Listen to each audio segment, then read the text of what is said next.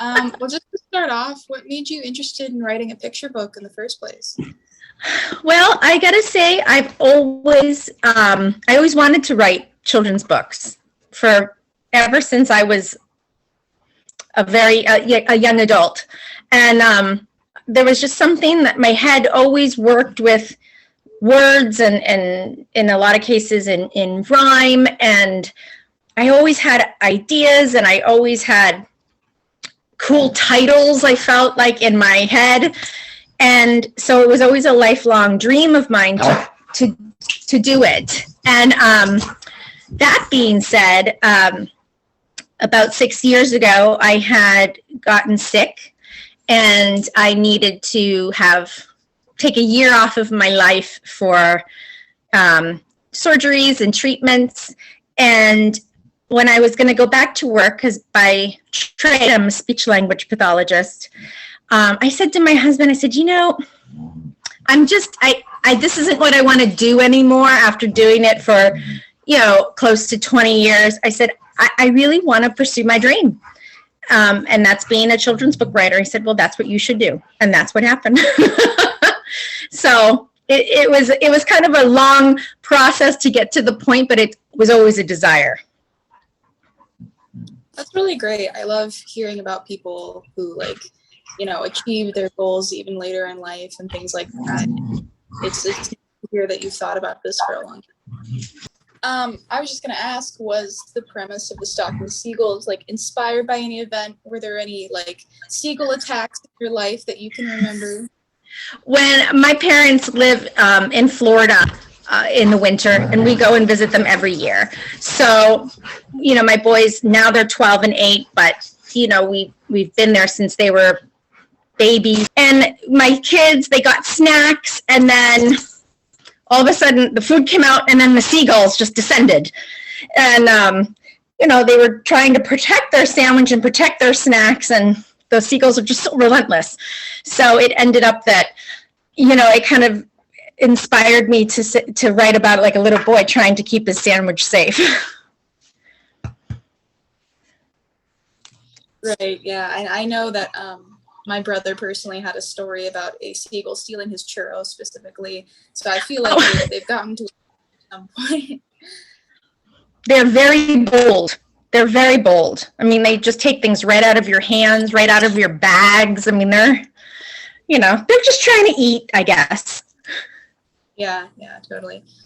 So another question, what has your experience been working with an illustrator? What is it like to see your ideas illustrated? Did the story change with that? How was that interaction?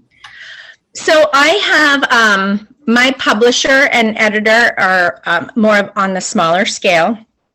So that allowed me to have a lot more interaction with the book, which was an excellent way to start a debut book. I was allowed to choose the style of illustration that I liked. And then as the pictures progressed, I was able to give input on different things that were maybe happening in the pictures, things that I didn't like, or things that I would maybe like to add. So they really listened to where my head was for the pictures of the book, and that made it really special. So it was a great process. It took long.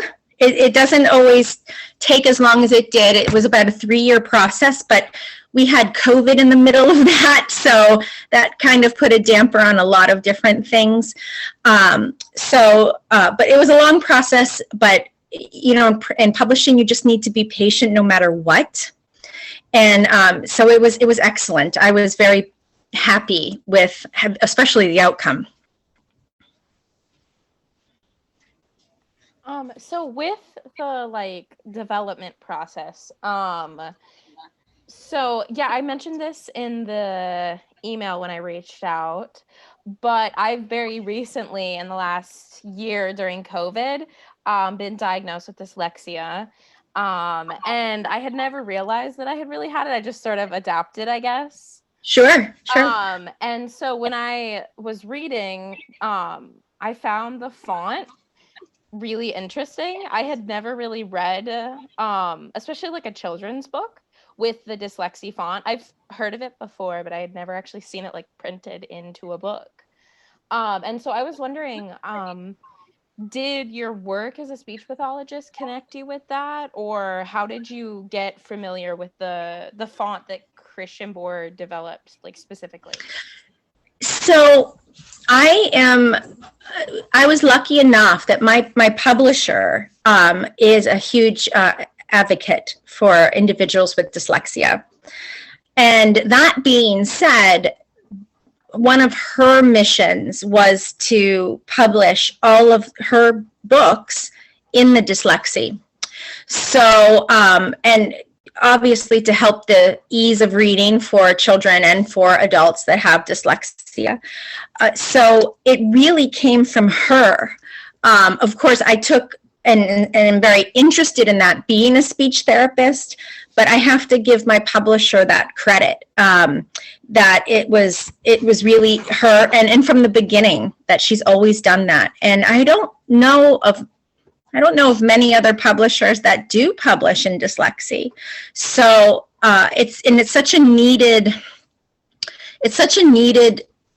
area, because you would be surprised how many people actually come into a store. Let's just say for Barnes & Noble, for example, and they ask, do you have books printed in dyslexic font? And a lot of the times they have to answer no. And so, now that my book is out, in my area, I mean, they said it's amazing. People are coming in asking for dyslexic font books, and here you are. We can provide you with one. And they are so excited about it.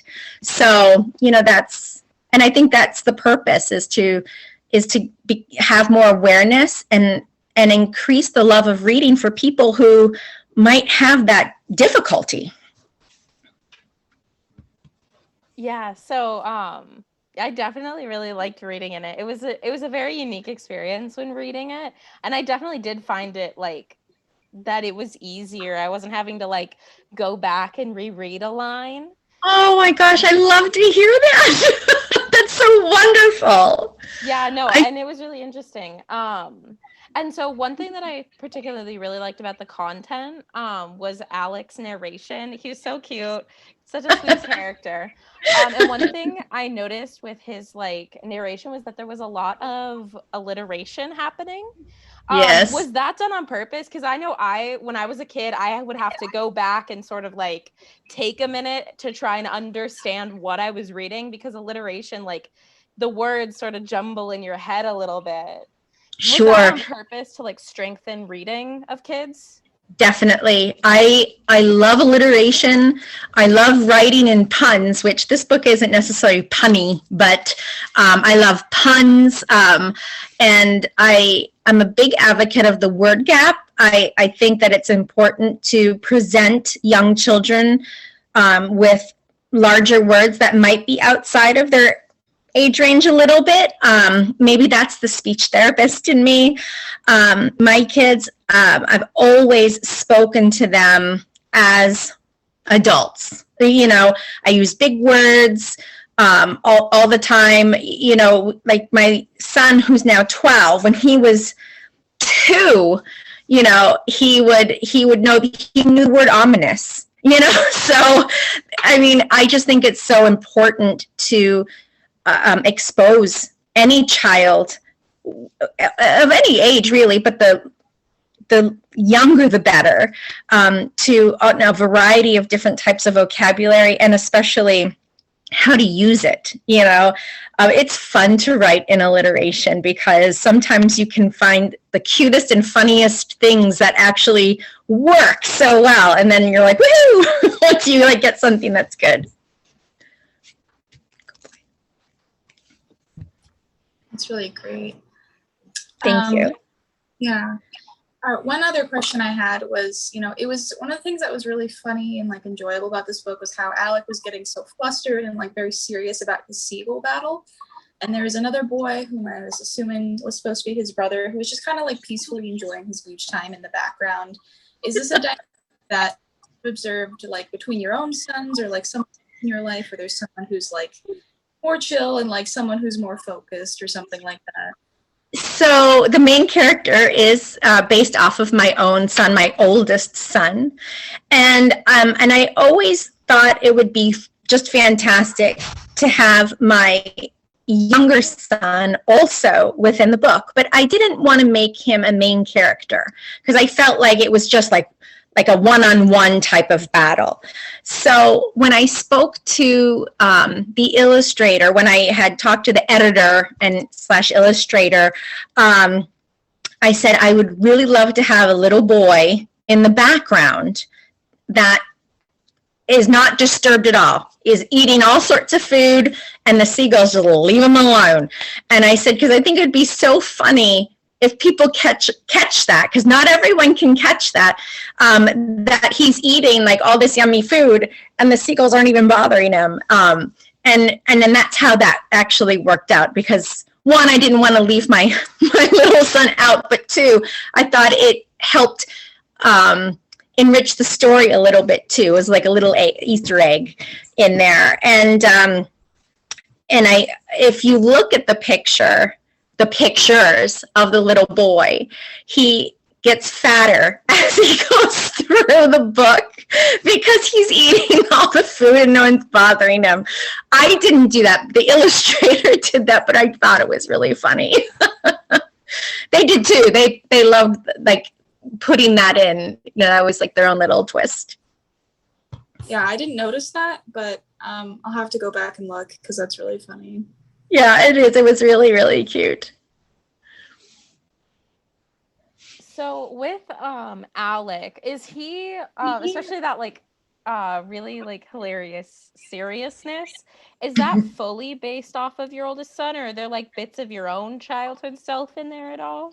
He is a very like serious person, you know. I'm an Italian and my husband is from Finland. So my children take after each of us. My oldest takes after my husband, who's Scandic and serious. And my little one, Alistair, takes after me, who is lively and loud.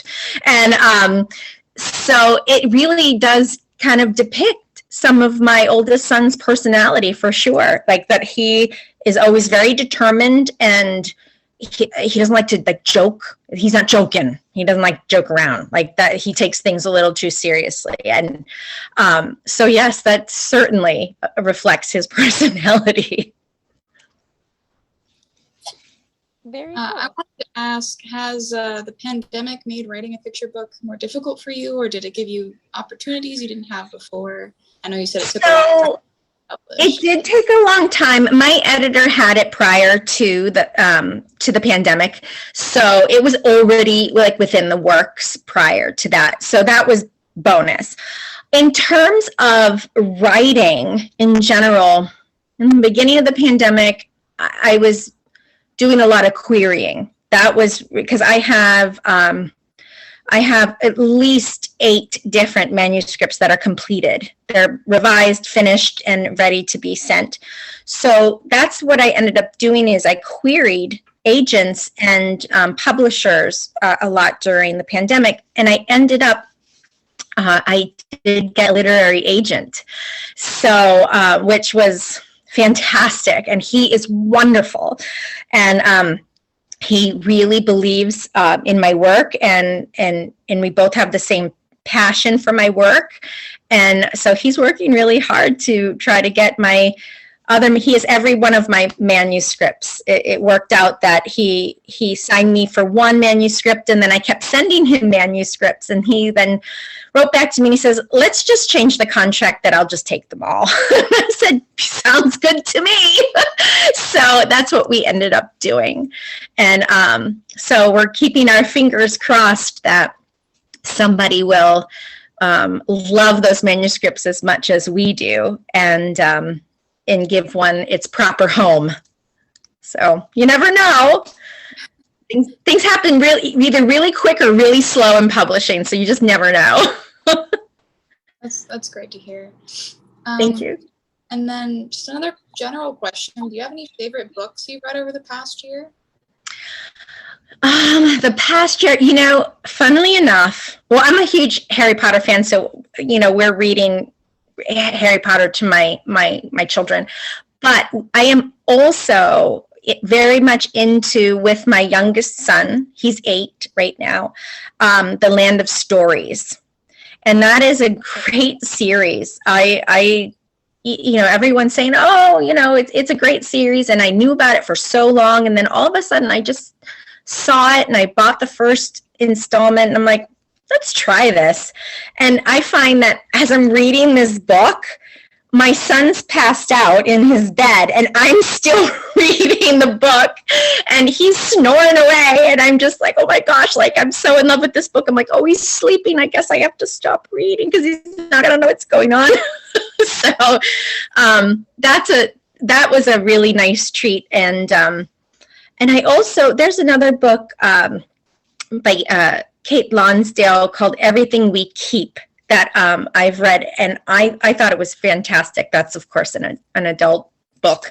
But it was really, that was a nice book too. I enjoyed that whole series as well.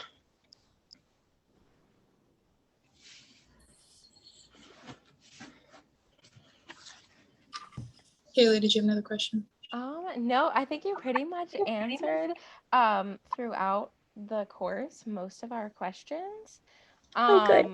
It was just when I was looking into it, and like you mentioned that you were a speech pathologist for like most of your adult life, like an established career. Was it the pandemic that got you to switch careers, or like what was the sort of the field transition like? Well, technically it was, I had an illness that then I didn't want to end up going, like my heart just wasn't back into speech therapy. I don't work actually with children, I work with geriatrics. So it's certainly a different realm of speech therapy. I mean, of course you do have similarities, but I work so much on like the medical side of it. And, I'll tell you what, it can be really hard. You're seeing people, you're trying to explain sometimes the best way or the best medical, stuff for some of these families to do. And there's lots of emotion involved. And I think that in some cases that was also taking a toll on me too, because I was working in subacute and care. And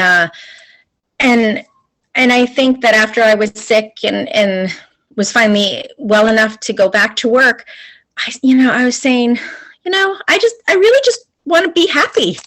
That's what life should be. And when you do have life-altering events that happen in your life, your way of thinking changes dramatically, and you don't even know it until it happens to you, but it's very, very true. So that's really where my turning point came from.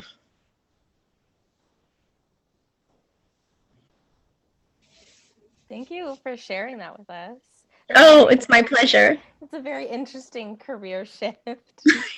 Yes, it really was.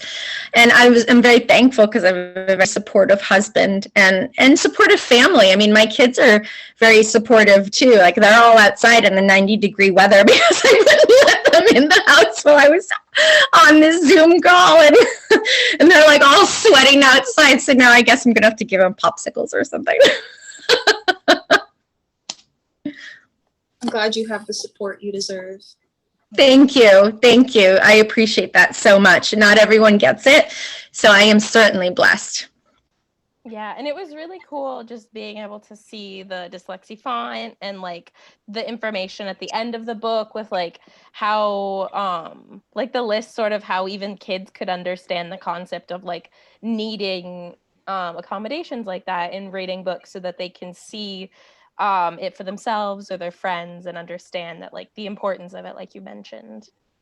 Definitely. And so I have a friend of mine who didn't realize that this book was written in dyslexic font, and she was so excited. She bought it for her adult son to read to his children. And she said, it's so wonderful, like, to see him reading to his children and not necessarily struggling. As you know, reading out loud can obviously be a certain struggle with that. And so she was just so excited. And if this helps one person, 100 people, I mean, how many ever people it helps, that just makes me happy. You know, everyone deserves to have the opportunity to enjoy and love reading. That's really wonderful to hear. Thank you. I didn't really have any further questions. I don't know if you had anything last you wanted to add, but thank you for taking the time to Oh, it's my pleasure. Yeah, to go more in depth about your book and the publishing process. Oh, definitely. It's so my pleasure. Anyone who is writing, if they're established or if they're just, especially if they're starting out, just stick with it. If it's what you want, you can get there. You just have to find the right support system. My critique groups are one of my biggest support systems of them all. I mean, they're like family to me. It's unbelievable. We know each other's work. We know each other's styles. We know, certain things, like everyone looks at me for rhyming and everyone looks at me for puns, which is kind of funny. I'm like, okay, but apparently that's what I do well. I don't even realize it, but other people do. And so everyone just be patient and just enjoy what you're doing, and it will all come to you. That's really great advice. Yeah. Thank you again. You're very, very welcome. If you ever need anything else, please just let me know.